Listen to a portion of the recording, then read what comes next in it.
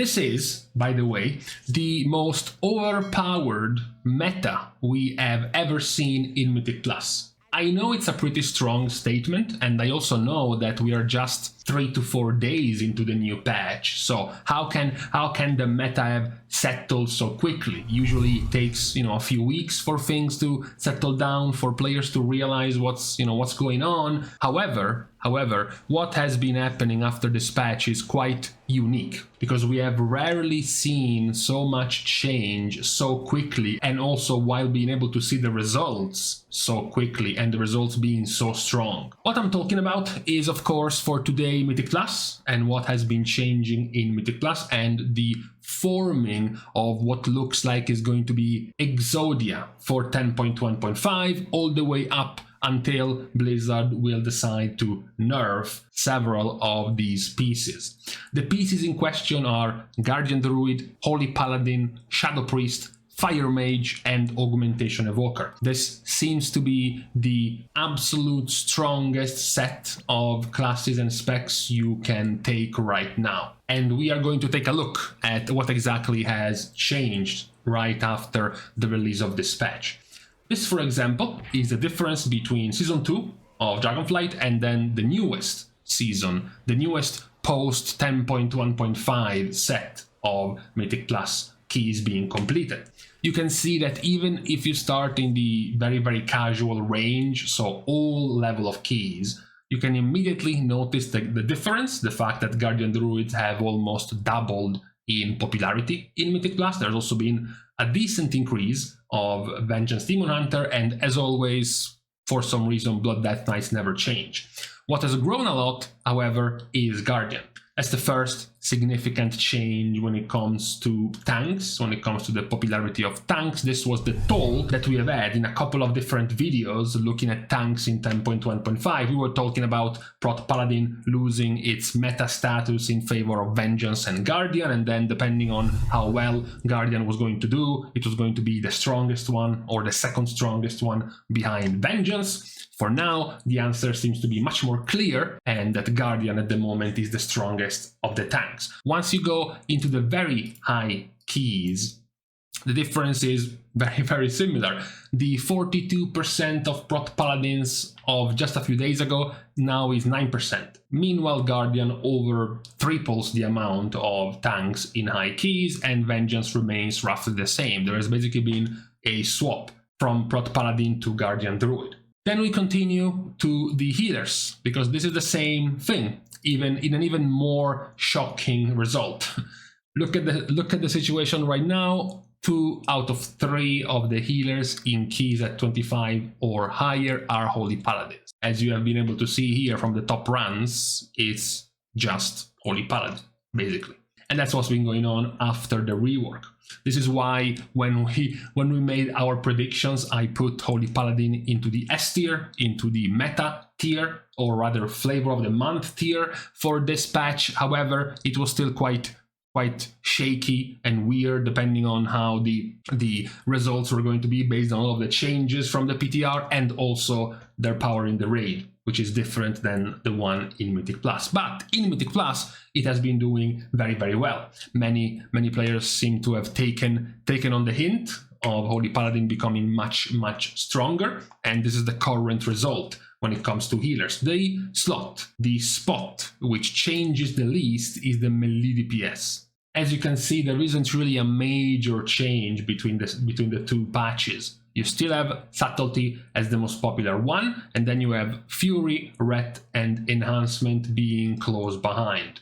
That's basically still the thing for melee, which we will be talking about soon after we go to the range DPS. So, the problem with the range DPS is that we went from an extremely Shadow Priest heavy meta from just a few days ago, with the only second option for the ranged being balance, into now a triple threat. Now you have Shadow Priest, which is still very popular, perhaps not as much as before, followed by Fire Mage as well as Augmentation Evoker. Now, as you can see from the numbers, for example, you can see that here there are almost 1,800 ranged specs in the very high keys of Mythic Plus.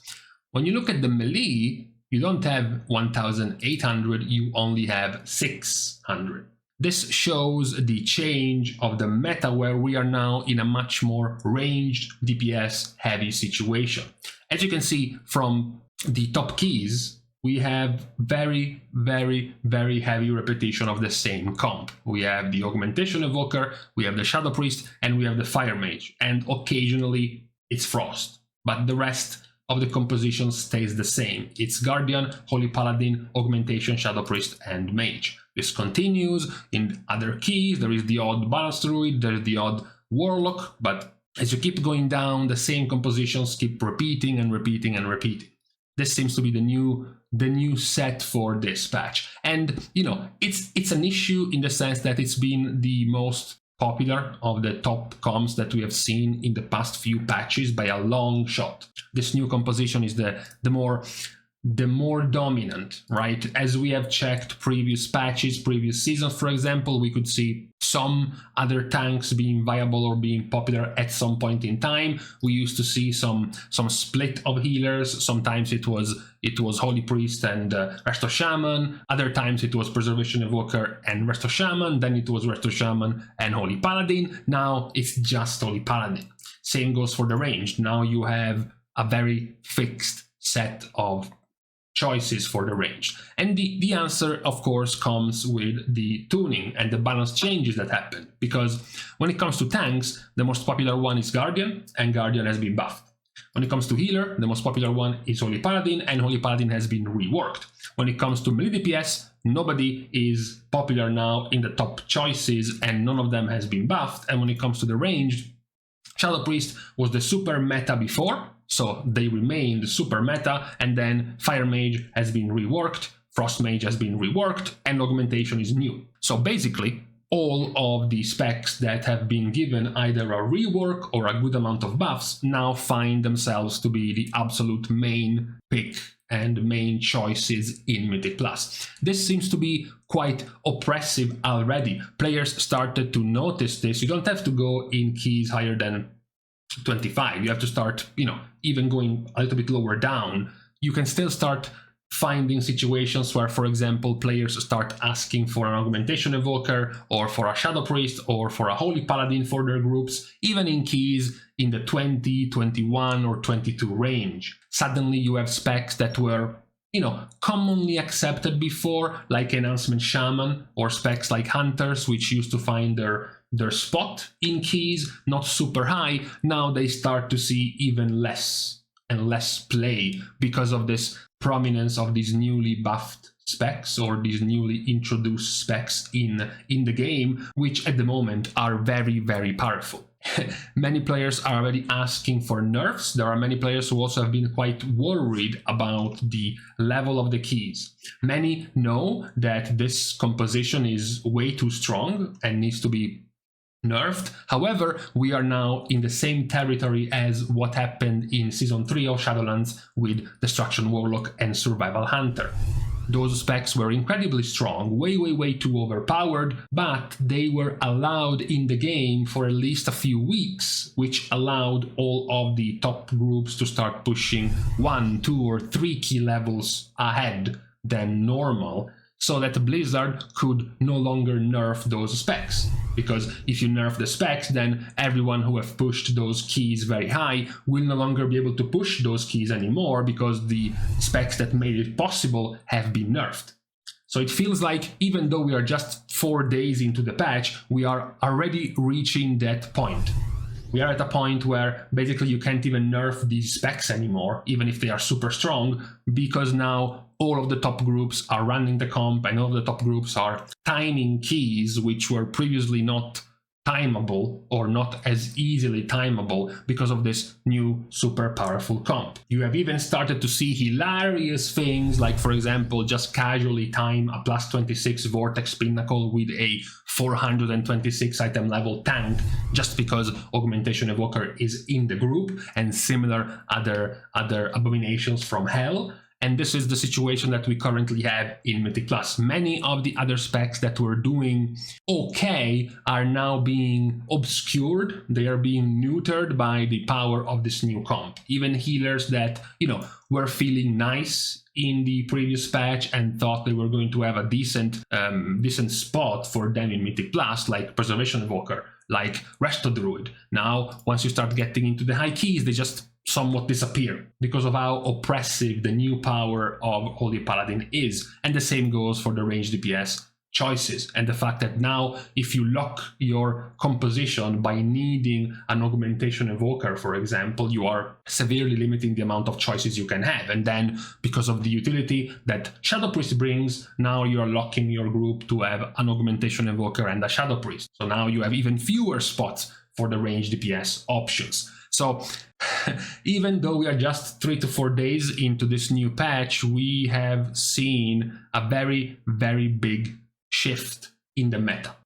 Effectively, if you consider Proc Paladin or Vengeance Demon Hunter the main tanks of the last patch, now you have Guardian, which is a different tank. If you consider Shadow Priest and Holy Paladin already the meta choices of the last patch, now you have Mage and Augmentation Evoker, which are new ones. So effectively, we have changed 3 out of 5 of the main choices for Mythic Plus. So we have a 60% turnover compared to what we just saw a few days ago before this patch launched. As I said, the biggest issue about this new situation is going to be, number one, making other specs feel powerful, feel needed or wanted, because of how much this composition will shape what other players want in their groups, wanting the same comp as these, and also the nerfs. At this point, we already know that every one of these specs needs to be nerfed. The least one at the moment being Guardian Druid, the one in the middle being Shadow Priest and Augmentation Evoker, and the one at the moment at the absolute top is the mages. Both Frost Mage, but in particular Fire Mage, I feel at the moment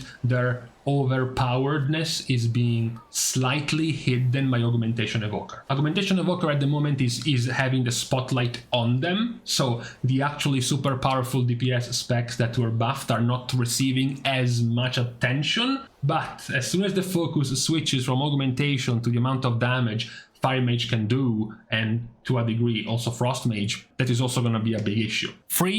Let's freeze past Izen for a second, because future Izen is pointing out that yes, next reset Fire Mage gets nerfed, but it's not changing the point. Number one, you still have a full reset of a fortified week with this level of power, and number two, it's only Mage, and number three, these nerfs are less than 6 to 7% of a nerf in AoE for Fire Mage and a 5-ish% nerf in single target, so it's still not remotely enough to the level of nerfs we are talking about that are required for these specs, even if this nerf is coming for Mage. And the issue for Blizzard is, when are we going to nerf them?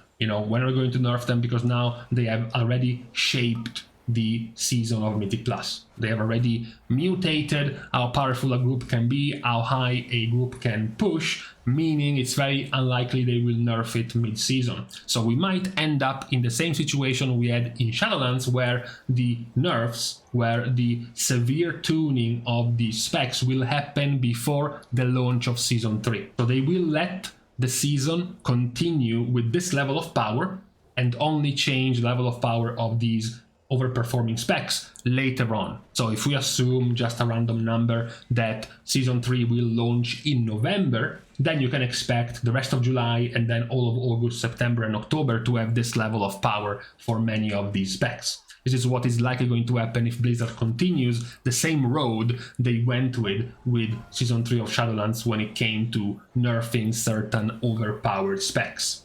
As I said, it is a combination that, to my memory, is the strongest we have ever seen in Mythic Plus, and yes, it's even stronger than the Survival plus Destruction Warlock comp that we have seen in Season 3 of Shadowlands, because all of these picks complement each other very, very well, starting from Guardian Druid, who already offers you a decent amount of help with the very, very powerful After the Wildfire in terms of utility to the rest of the group. They are still a Druid, so they still have access to things like Vortex or Typhoon, or they can pick situationally a curse dispel, they can pick innervate, they still have their own interrupt, their own incapacitate, their stun, etc, etc, etc, so they still have a lot of utility. But then this is paired with the utility of Shadow Priest, so the Mind Soothe for easy skipping, plus the Mass Dispel, which is also very, very valuable. You can then pair it up with Mage. Now Mage even offers you, for absolutely no reason, they have been given Mass Barrier for an actual defensive to the rest of the party. They also have Mass Invisibility for even better skips. They have very good defensives. The defensives have been made even stronger after this rework, paired now with Augmentation, which makes everything stronger. When you have Ebon Might up, pretty much in all of the most dangerous parts of your Mythic Plus key, you are giving 2000 plus primary stat to your healer, which means you're making them heal 20 to 30% more. Plus you're giving 2000 primary stat to your tank, which also scales their defensiveness, because they work with their primary stat. You're giving Blistering Scales for more armor to your tank, as well as the Absorb Shield. You can get to, with Blistering Scales, your own Mastery. It's gonna give 20-ish versatility to your other 2 DPS, which means they have not permanent, but near permanent 20% more damage and 10% less damage taken in the party. You still are an Evoker, so you still have the knock-up, the knockback, you have the Omni Dispel available for you, you still have Zephyr available, you still have Rescue and a few other useful tools as an Evoker, plus the max HP that you give to the party, and literally the Rallying Cry for 12 seconds that you can give to the party whenever you use your own defensive. So the amount of defensiveness the Evoker is bringing, plus the utility, plus the damage boost to the other couple of specs, and the utility already brought by Mage, by Priest, by Druid, as well as of course Holy Paladin, makes this comp just unbeatable in terms of options, in terms of things you want to bring, things you would want to bring to a Mythic Plus key. This comp at the moment has it all. They have everything they want in a key. So that's the issue. We will likely have to see how Blizzard will approach in the future days, if not future weeks, at the start of this patch. How far do they want to let this composition go,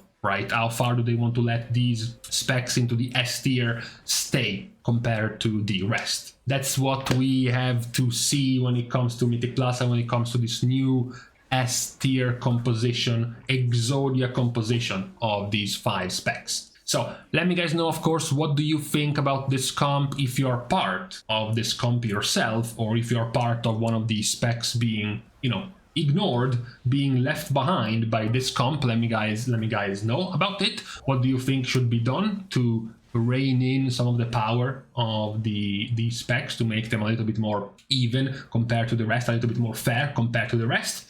For now though, all that's left, I guess, is to wait for what Blizzard will do about this situation. So with this out of the way, I'm going to leave you to the rest of your weekend, this one being Saturday. Thanks, of course, as usual, to all of the Patreon supporters for the contribution and the help. You can also support still completely for free by liking and commenting down below on this video, as well as subscribing to the channel itself. Now, with these things out of the way, thank you guys again for watching. See you guys tomorrow, and in the meantime, I think I was right in most of the predictions. There is a couple though that seem to have gone quite wrong.